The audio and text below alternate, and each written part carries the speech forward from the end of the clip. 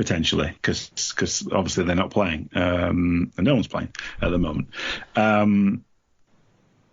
It's a shame that a player of ability hasn't felt able to make it. In terms of Toronto, I suppose they're going to be linked with anybody that's available, aren't they? So, is he prepared to play for free? I mean, I've seen rumours. Well, everyone's taken a pay cut, Leigh, so now they can fit him in. I've seen rumours that Wigan were talking to him, earlier on this year about a return next year if Wigan were to lose one of their centres to the NRL. But also, Leigh, I've heard that Warrington are still interested in Ricky Latelli, which I suppose would mean finding a way to get Gellin out of the door or something along those lines. But there's potential player movement here, which actually is interesting compared to the rest of the sort of news that we've had to talk about, which isn't like rugby league putting the team on the field based. So I don't know how you'd feel about that. How I'd feel about Latelli coming to Warrington. Yeah, this is all speculation, obviously. Yeah. No, I mean, Watkins is a good player on his day, like you said, 2017 vintage. Watkins is a cracking player, and he's only 29. He could get that form back, and he'd be an asset to a lot of Super League clubs. I think you'd be. Is it Gildart that's the one that's rumoured to be going the NRL? Or that's what I kind of think we've always expected. Right. Yeah, that's what we've always expected. So that's. What do you think about that? I'd be sad, but I'd understand it.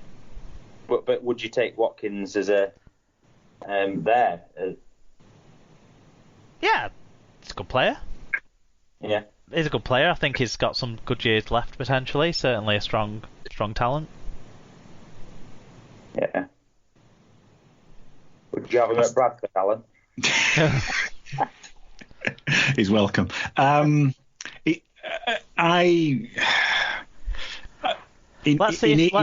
just see if Sarah's back. Is Sarah back? If she is, we can't hear her. I mean, we might get off the hook here, guys, with the quiz.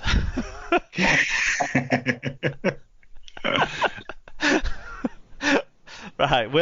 What we'll do is we'll rattle on through the other news stories, and then we'll take a break and see if we can get Sarah back in as well after we've finished the news off. So, Al, do you want to tell us about what Mr. Sean Wayne has been up to? Yep. So England head coach Sean Wayne has unveiled his two assistants for this year's planned Ashes series and next year's home World Cup. St Helens Paul Wellens and Hull FC's Andy Last were appointed in February with the help of Sport England funding, but those appointments have only just been made public. Wayne had been planning to announce the appointments at the first gathering of players and support staff at Old Trafford last month, but with that meeting postponed, he instead addressed coaches and support staff as part of a recent web conference entitled Developing Winning Behaviour and Standards.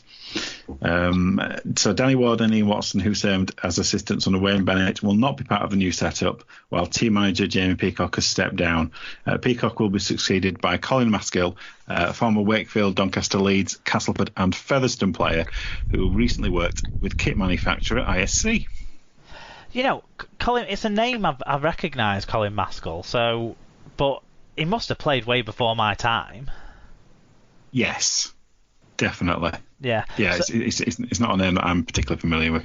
Paul Wellens was already involved in the setup. Andy Last, I think everyone was kind of expecting to be in the setup because it had been sort of put out there as a strong rumour just after Sean Wayne first took over, actually. So any surprises, any disappointments for you guys? Leigh, I'll start with you.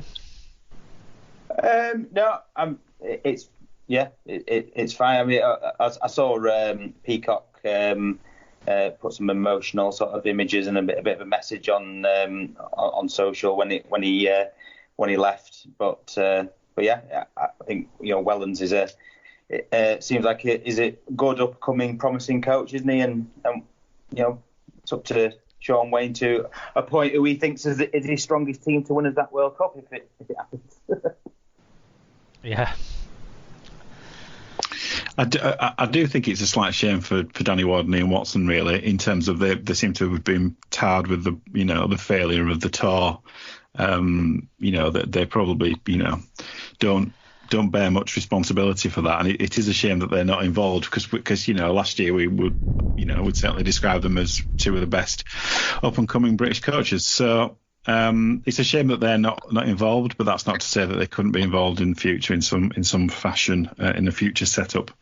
I get the feeling Sean Wayne wants his set up to be people who could have maybe a more primary focus on the England, give more to that, and if they're just assistants at their other jobs, they maybe don't have as much responsibility outside of the training field, which maybe means he can link in with them more. And also maybe if they're not elevated to head coaches yet, it might mean they fall under Wayne better. And I feel like whilst Wayne does like everyone to kind of have their say and have their opinion, he's also very clear on how he wants things to be run. And so maybe someone who's been a head coach, you might feel gets in the way of that a little bit. But obviously, if Andy Last ended up getting the Hull FC job, then that'd scupper that a little bit too. Yeah, I mean, Wayne deserves his chance. He, as much as anybody does, to put his stamp on the team and try to gather results. So hopefully he'll get a chance to do it in the autumn, and certainly in the lead up to the World Cup. He's entitled to put the he's been entrusted to lead the team. So assistants are an important part of that, and we'll give him every chance until he fails, and then we can slag him off.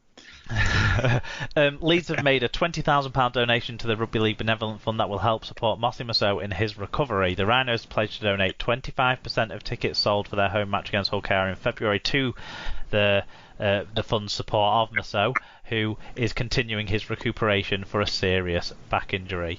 Leeds also held collections on the night and received further generous donations from their own playing squad and staff. Rob Burrow also made a donation from the proceeds of a gala dinner held in his honour. I think it's fantastic that this donation's been made. It really helps Mossy and his family, fund the treatment, the ongoing treatment and care that Mossy needs and is benefiting from massively, it seems, which is all fantastic and really positive stuff.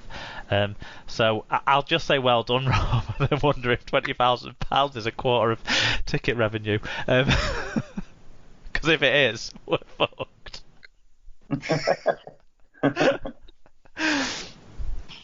Yes, maybe 25% of a percentage of I don't know. Maybe 25% of match tickets rather than excluding any season ticket revenue. Probably. Yeah, that makes sense, wouldn't it, actually? Yeah, it's probably about right. Fair enough. But great work by everyone who's donated and hugely impressive. Particularly in the current circumstances. Yeah. And finally on this one, so Toulouse have triggered a clause in Harrison Hansen's contract that will see him remain at the club until the end of 2021. And then Wales international Anthony Walker is targeting the 2021 Rugby League World Cup, having been cleared to return to play after 3 years after failing a brain scan. The former Saints prop, who's 28, retired on medical grounds shortly before the 2017 World Cup, but the all clear means Walker can take up an offer from Championship club to play if the 2020 season resumes. It seems that's where his offers are coming from. So it's a happy story for Anthony Walker. And then not so happy story for Todd Greenberg, who's left his role as the NRL chief executive after 4 years in charge with immediate effect. Greenberg's exit was a mutual agreement made with the Australian Rugby League Commission, and his final day in the job is today, Monday. The NRL's Chief Commercial Officer, Andrew Abdo, will be taking over as acting Chief Executive. More NRL politics, kids. Yep. Always the way. Oh! Hey! Sarah's back. Yay! Just when it's your specialist subject, NRL politics. Well, this is it. It's just as well. I still need to get into my email account, doesn't it, to pull up the rundown. Fair enough. Excellent stuff. Well, then, Alan, what do you have to say about Todd Greenberg? Maybe how he'll be remembered as his time in charge? And is it a weird time to be binning someone off when we're in the midst of this pandemic? It feels like it was only last week we were announcing he'd taken a pay cut. It's certainly very recent, so this is a big pay cut. We've talked about him every week. He's been right. Maybe that's why he's leaving. Yeah. he's become the story and all that. I think, as we said during the $250 million loan thing, there's a lot of politics in Aussie Rugby League at the moment. There appears to be some people who want to be front and centre of leading the sport through this time, and maybe other people have fallen by the wayside. And I don't think he's going to be fondly remembered. I think he was a figure that divided fans, obviously because he came from. It was the Bulldogs, wasn't he? Yeah, he came from the Bulldogs. A Bulldogs team that had some relative successes, but also a few controversies during his time. A few issues, but then again, point me to an NRL team who hasn't. No, exactly.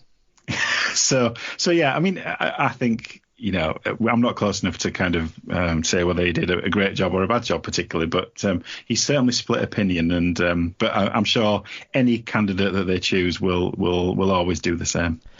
I've seen some people praising the work he's done around inclusion, in terms of the introduction of the women's NRL, the changes, the very successful changes I think that they've made in the All-Stars game, making it the Indigenous All-Stars game. So there are some positives. He obviously has overseen the era of bringing in the bunker, which may be a cost cut for going forward. So that legacy may not live on. I don't really know much else, to be honest, to say, because it's hard to follow it. Listen to our mates this week in league. I'm sure they'll have some hotter takes on this one than we could ever provide. Absolutely. That is the news then from this week. We'll now move on to a couple of match reviews that we've had.